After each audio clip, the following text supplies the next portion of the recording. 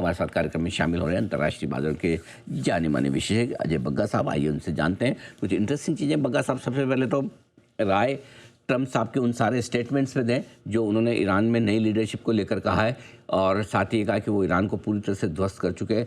क्या इनके सारे स्टेटमेंट्स किस तरफ जा रहे हैं, युद्ध को कहाँ ले जा रहे हैं, कैसे समझे? युद्ध विराम होगा अनिल जी, क्योंकि दोनों काफी डिग्रेड हो गया है। दोनों का जो कैपेबिलिटी है आज, सेंटकॉम जो सेंट्रल कमांड है यूएस का मिडल ईस्ट में, उन्होंने कहा कि ईरानी मिसाइल अब 90% कम हो गए हैं पहले दिन से, और ड्रोन जो आ रहे हैं वो 83% कम हो गए हैं। ईरान ने सामने कहा है कि हम कई साल जंग लड़ने के लिए तैयार हैं, और ये यूएस के जो बेस हैं उनके डिफेंसेस ध्वस्त हो चुके हैं, और हमारा नया वेपन अब हम तैयार कर रहे हैं कि जब इनके डिफेंसेस कम हो जाएंगे तब हम आक्रमण करेंगे। आज सवेरे फिर से इजरायली सेना ने बमबारी की है तेहरान की और इस्फहान और बाकी जो उनके मुख्य शहर हैं, और उसके सामने कतार ने बोला है कि अमेरिकन बेस पे एक ड्रोन अटैक आया था जो कि उन्होंने विफल कर दिया है। तो ओवरऑल क्या चल रहा है अनिल जी, थोड़ा इंटेंसिटी कम हुई है। स्टॉक्स दोनों साइड में, स्टॉक्स जो वेपन्स के स्टॉक्स हैं दोनों साइड में कम हो रहे हैं। ट्रंप आज फिर से 5 मिनट पहले फाइनेंशियल टाइम्स में हेडलाइंस है अनिल जी कि ट्रंप ने फिर कहा कि Israel wants to make a deal. सामने उनके फॉरेन मिनिस्टर ने कल शाम को कहा था हम सीजफायर के लिए नहीं गुहार लगा रहे। वो तो कहेंगे ही, कोई देश ऐसा नहीं कहेगा कि हम इतने अब वीक हो चुके हैं कि हमें अब आराम चाहिए, हमें ट्रूस चाहिए। ट्रंप ये कह रहे हैं, जैसे आपने कहा, ट्रंप अब कह रहे हैं कि जो ईरान का नया लीडर होगा मैं चुनना चाहूंगा, क्योंकि उनको चाहिए कि सुप्रीम ट्रंप वो बने। सुप्रीम लीडर कोई नहीं हो सकता दुनिया में। जो ईरान कहता है सुप्रीम लीडर अपने आयतुल्ला को, वो कह रहे हैं कि मैं सुप्रीम होना चाहिए।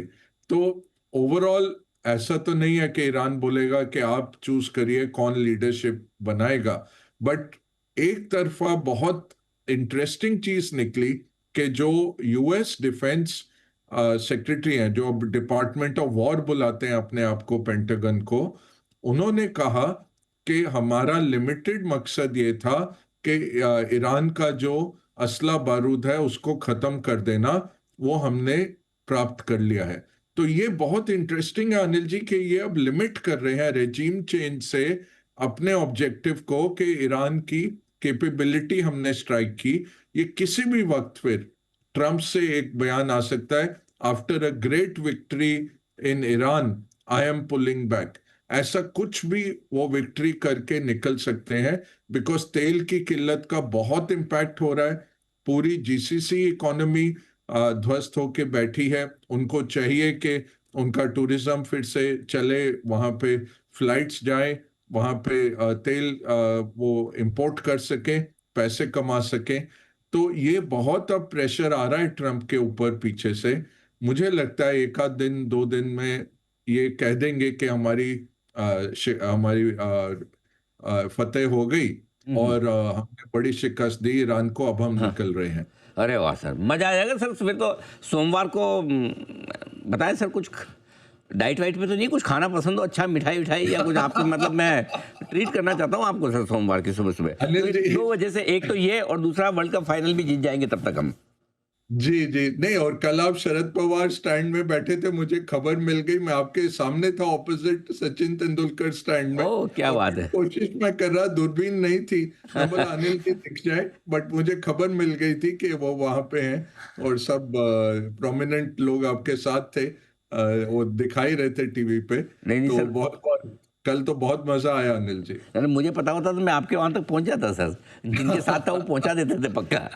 अगर मैं वो कहता कि मुझे वहाँ उस स्टैंड पे जाना, तो एक बार तो आपसे मिलवा ही देते। बट मज़ा आया बिल्कुल। आपने भी एंजॉय किया ही होगा। और जी अच्छी खबर बता रहे हैं कि ये बहुत बड़ी चीज़ आज बग्गा साहब ने कही कि अगले 1-2 दिनों में कभी भी ट्रंप की तरफ से स्टेटमेंट आ सकता है काम तमाम ख़त्म, अब हम जीत चुके हैं। तो ये अगर ऐसा हो जाता है तो फिर मार्केट के लिए बहुत बढ़िया एक अच्छा एक्शन हो सकता है, बहुत अच्छी बात है। जो अमेरिका ने सशर्त मंजूरी दी है 1 महीने के लिए भारत को रूसी तेल खरीदने को लेकर, कितना बड़ा मामला है, कितना किस तरह का असर होगा, ज़रा समझाएं सर। जी अनिल जी देखिए, तो रशिया के 400 शैडो फ्लीट में टैंकर हैं, जो जिसमें से 200 किसी भी टाइम पे हाई सीज पे स्टोरेज लेके बैठे होते हैं। जो भी फिर लेनदार आता है, खरीदार कोई भी आता है, उसको बेच देते हैं। तो ये तो ट्रेड ऑलरेडी चल रही थी, इसको फॉर्मलाइज किया गया है। ये खबर निकल के आ रही है मीडिया में कि अब रशियन तेल जो है वो ब्रेंट से भी सर दस सर सर सर, बारह सर माफ़ कीजिएगा, बीच में मैं आपको रोक रहा हूँ। आपने बताया 400 तेल ऑयल टैंकर हैं, उनमें से 200 ऐसे हैं जो समुद्र में इधर उधर हैं, किसी को चाहिए तो वो तुरंत तेल ले लो, तेल ले लो, तेल ले लो, ऐसा क्या बात कर रहे हैं सर, सही में? हाँ जी, ऐसे 600 टैंकर पूरे ओवरऑल हैं अनिल जी। ओ वेनेजुएला के होते थे 101 ईरान के थे, 400 रशिया के हैं अनिल। अच्छा, ये तो जो नई बात पता चली आज। वो जीपीएस ऑफ कर देते हैं, फिर हाँ, चाइनीज शिप आती है उसके पास, और वो शिप टू शिप हो जाता है हाई सीज में। भारत अच्छा, में भी जो आता है वो अरेबियन सी में भारत के पोर्ट में एंटर नहीं करता है वो, बिकॉज वो बैंड है। हम्म, शैडो फ्लीट कहते हैं इसलिए उसको। शिप टू शिप ट्रांसफर हो जाता है, फिर वो दिखाता है कि ट्रैफिक गोरा या ऐसे किसी बड़े ट्रेडर से भारत ने खरीदा है, बट होता रशियन तेल है अनिल जी। तो ये 20 मिलियन बैरल भारत ने ऑलरेडी खरीद लिए हैं। देखिए 4 मिलियन बैरल की अब किल्लत आ रही है दिन की भारत के लिए, तो वो हमें कहीं ना कहीं से पूर्ण करना है। तो ये रशियन तेल खरीदा जा रहा है, इसको फॉर्मलाइज किया है ट्रेजरी सेक्रेटरी यूएस ने। उसने कहा कि भारत जो भी तेल हाई सीज पे है ऑलरेडी रशिया से निकल चुका है, उसको खरीद सकते हैं। इससे रशिया को ज्यादा फायदा नहीं होगा। हम डाइल्यूट नहीं कर रहे अपना प्रोविजन, बट डाइल्यूशन तो है। बुरी बात क्या है कि तेल मिल नहीं रहा है, तो कहीं से भी मिले कोशिश हर देश कर रहा है। कल एक खबर आई अनिल जी के यूरोप में जो गैस जा एलएनजी का टैंकर जा रहा था यूरोप में, उसको मोड़ के एशिया की तरफ ले आया गया। पहली बार ही ऐसा हुआ। तो एशियाई जो खरीदार हैं वो बिडअप कर रहे हैं। एलएनजी की बहुत किल्लत हो गई, क्योंकि 20% जो कतार बनाता था वो बंद हो गया। और ये एलएनजी प्लांट ऐसा होता है अनिल जी के 2 हफ्ते लगते हैं उसको फिर से शुरू करने में, और फिर लिक्विफिकेशन पूरा चालू होने में 1 महीना लग जाता है। तो ये जो प्लांट बंद हुआ है, कल भी अगर युद्ध विराम हो जाता है, ऐसा नहीं है कि परसों से उनके टैंकर शुरू हो जाएंगे एलएनजी लेके। जितना उनके स्टोरेज में है वो तो दे देंगे, बट बाकी ये डिसरप्शन 1 महीने की तो हो गई। जिस दिन से युद्ध विराम होगा उसके 1 महीने के बाद ग्लोबल सप्लाईज पूर्ण हो जाएंगी। तीसरा अहम बहुत बात है अनिल जी, ये लग रहा है मार्केट को कि आज या मंडे तक अमेरिकन ट्रेजरी शॉर्टिंग करना शुरू कर देगा ऑयल प्राइसेस का, क्योंकि ये जो रिस्क प्रीमियम बढ़ गया है। अगर आप पूरा कर्व देखें तेल की कीमतों का, जुलाई अगस्त में 70-74 ही डॉलर चल रहा है, अभी जो $85 पहुंच गया ब्रेंट। तो मार्केट भी यही दर्शा रहा है ये ज्यादा देर नहीं चलेगा, ये जो किल्लत चल रही है जंग के कारण। तो ये भी अब आज बहुत खबर निकल के आ रही है कि अमेरिकन ट्रेजरी खुद शॉर्टिंग करेगा। चीन को लग रहा है कि शॉर्टिंग करेंगे, ताकि ये जो हेज फंड्स इतना ज्यादा प्रीमियम बना के बैठे हैं तेल के ऊपर, और उनकी कमर तोड़ी जाए और तेल की कीमत नीचे लाई जाए। तो ये भी हो सकता है कि स्टेट लेवल इंटरवेंशन हो। बुरी बात क्या हो गई कि रशियन तेल जो हमें डिस्काउंट पे मिलता था, वो अब $10-12 ब्रेंट से प्रीमियम पे जा रहा है अनिल जी।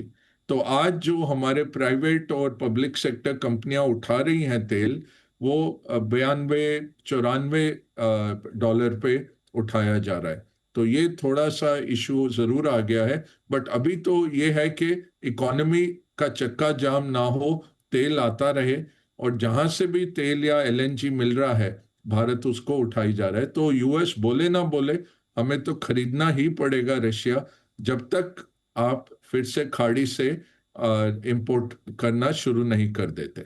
बग्गा साहब, कल के सेशन में भी मार्केट अच्छा मजबूत था तो भी एफआईएस की बिकवाली आई है।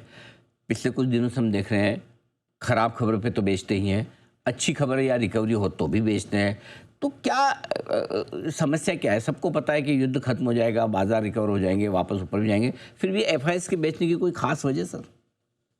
अनिल जी, मोर लिक्विडिटी इशू है। पूरा देखिए, विश्व भर में लेवरेज बहुत हाई है, तो जहां से पैसा निकाल सकते हैं निकाला जा रहा है। देखिए, सोना चांदी नहीं बढ़ा इस बारी। सेफ हेवन बाइंग रहती है नॉर्मली सोने चांदी में। येन नहीं बढ़ा, जो सेफ हेवन बाइंग आती है जब इस तरह की जंग होती है। यही दर्शा रहा है कि जहां से पैसा निकाल सकते हैं निकाल रहे हैं। तो हमारा भी 4,000 से 7,000 करोड़ जो रोज का जा रहा है, मेरे ख्याल से तो वो लिक्विडिटी जनरेशन है कि पैसे फंसे हुए हैं और जगहों पे मार्जिन कॉल्स हैं, और वहां उसके कारण निकाला जा रहा है। ये भारत भारत का कोई फंडामेंटल डिटीरियोरेशन अभी तक तो नहीं है। तेल अगर लंबी अवधि 3-4 महीने और रह जाता है इस लेवल पे, तब हमारा इम्पैक्ट आना शुरू हो जाता है। अदरवाइज हमारे को कोई इतना इम्पैक्ट नहीं है। और अगर ये तेल उत्पादक रीजन नहीं होता अनिल जी, इतना इम्पैक्ट इस जंग का भी नहीं होता। गाजा अब चलता ही जा रहा है, यूक्रेन रशिया चलता ही जा रहा है, बाजार ने पचाया हुआ है इतने साल से। वो उसी तरह ये भी हो जाता है। इसमें अब प्रॉब्लम आ गई है, 20 मिलियन बैरल आपके तेल जो अटक गया है रोज का, वो इशू है कि 20% दुनिया की जो प्रोडक्शन है वो अटक गई है। तो भारत से ये जो पैसा जा रहा है, ज्यादा लिक्विडिटी जनरेशन है अनिल जी। जैसे सोना और चांदी भी बेचा जा रहा है, उसी तरह से भारत से भी जा रहा है। बात है, आपने सही भी कहा कि किस तरह से लिक्विडिटी की ज़रूरत है, तो वहाँ पर बिकवाली भी